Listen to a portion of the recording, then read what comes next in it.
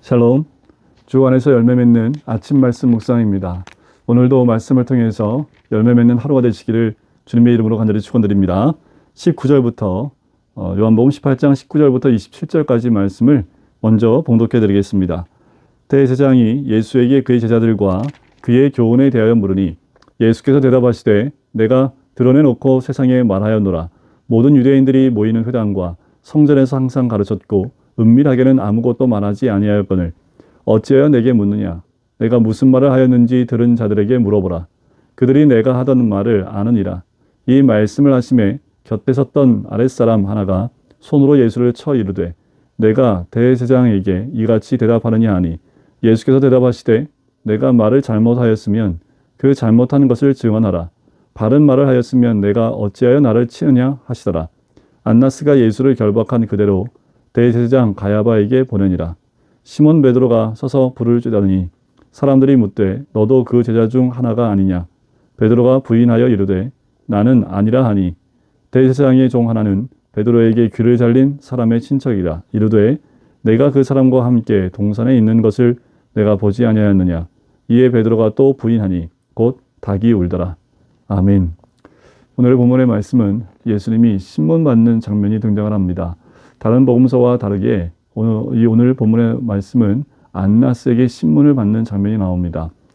예수님이 신문을 당하는 그 모습을 보면 굉장히 당당하시고 또 자유로우신 모습을 봅니다.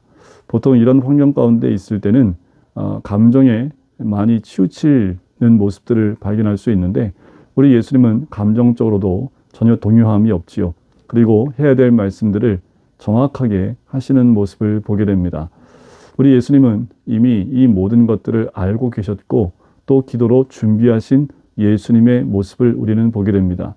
우리가 준비하지 않았을 때 당황하게 되지요. 준비하지 않았을 때 감정이 무너질 수 있습니다. 하지만 우리 주님은 이 땅에 오셨을 때 그리고 오셔서 생활하시면서 이 마지막 때 특별히 십자가를 지시는 이 시간들을 미리 기도로 준비하고 예비하셨던 우리 주님의 모습을 오늘 이 본문에서 여실히 잘 볼 수 있습니다. 대제사장의 질문에 전혀 흔들림이 없으시고요. 또 옆에 있던 사람이 예수를 치면서 대제사장에게 이같이 대답하느냐라고 했을 때에도 그 맞음과 동시에 그 질문에도 우리 예수님은 전혀 동요하지 않으시고 정확하게 팩트를만 가지고 이야기하시는 모습을 봅니다. 준비되신 예수님의 모습이지요. 여러분, 우리는 준비되어져 있습니까? 이 마지막 때가 되어가고 있고 또 마지막 때를 살고 있는 우리 그리스도인으로서 우리는 준비된 그리스도인으로 오늘 하루를 살고 있습니까? 또 오늘 하루를 살아가십니까? 우리는 매 순간 준비되어야 됩니다. 어떻게 준비해야 될까요? 그것은 예수님이 동산에서 기도하셨던 것처럼 우리는 하루의 시작을 기도로 해야 합니다.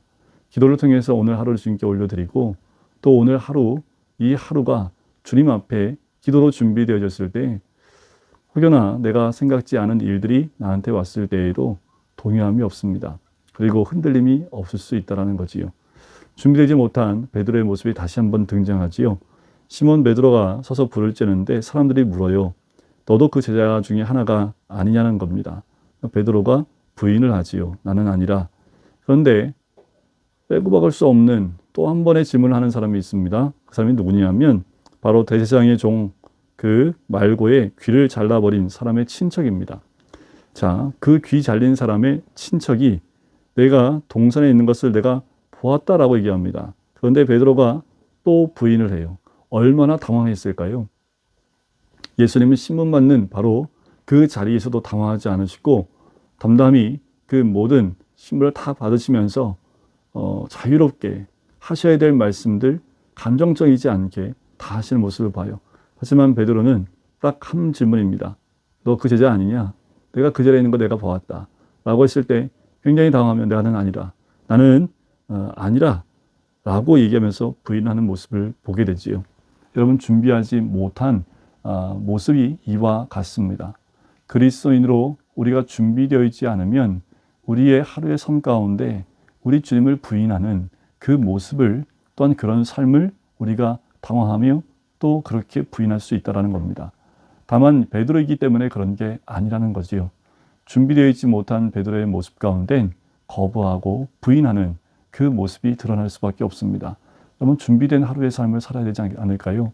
매일의 삶을 준비하면서 그리스도인의 삶을 미리 준비할 때에 예상치 않은 어떠한 일이 와도 우리는 부인하는 것이 아니라 예수님처럼 감정적이지 않은, 그리고 해야 될 말을 하게 되는 그 모습을 갖게 될 줄 믿습니다. 그런데 그 부인하고 나니까 닭이 울었다라는 그 말이 나옵니다. 닭이 울더라. 27절 끝에 나오지요. 닭이 울음을 통해서 다른 모음새에 보면 기억했다라는 말이 나옵니다. 바로 닭은 예수님의 말씀을 기억나게 하는 매개체 역할을 했던 것을 보게 되지요. 근데 그거 아세요? 그냥 재미있지만 가슴 아픈 것은 베드로는 이 동물의 울음소리에 말씀을 기억했습니다.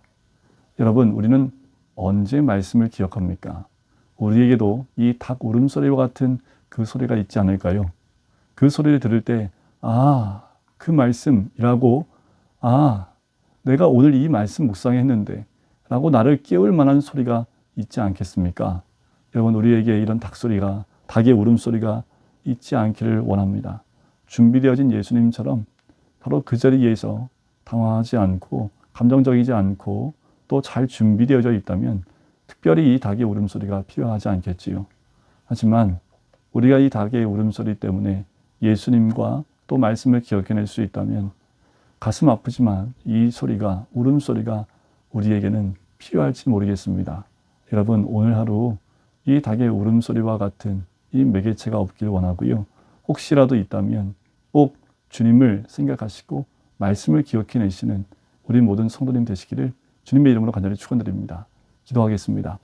사랑해 주님, 감사합니다. 오늘 하루를 시작할 때 기도로 시작하며 말씀을 묵상하며 준비할 수 있게 해주심에 감사합니다. 준비되어져 있는 그리스도인, 어떠한 믿음의 환경 가운데 어떠한 사건이 와도 흔들리지 않는 믿음의 사람이 될 줄 믿습니다. 흑이나 베드로처럼 준비되지 못해서 당황하여 부인하는 모습이 있다 할지라도 주님은 분명히 돌이킬 수 있는 닭의 울음소리를 허락하실 줄 믿사오니 주님, 그 소리가 들릴 때에 다시 주님을 기억하고 말씀을 기억하고 돌이킬 수 있는 우리가 될 수 있도록 축복하여 주시고서 감사드리며 예수 그리스도의 이름으로 기도드립니다. 아멘.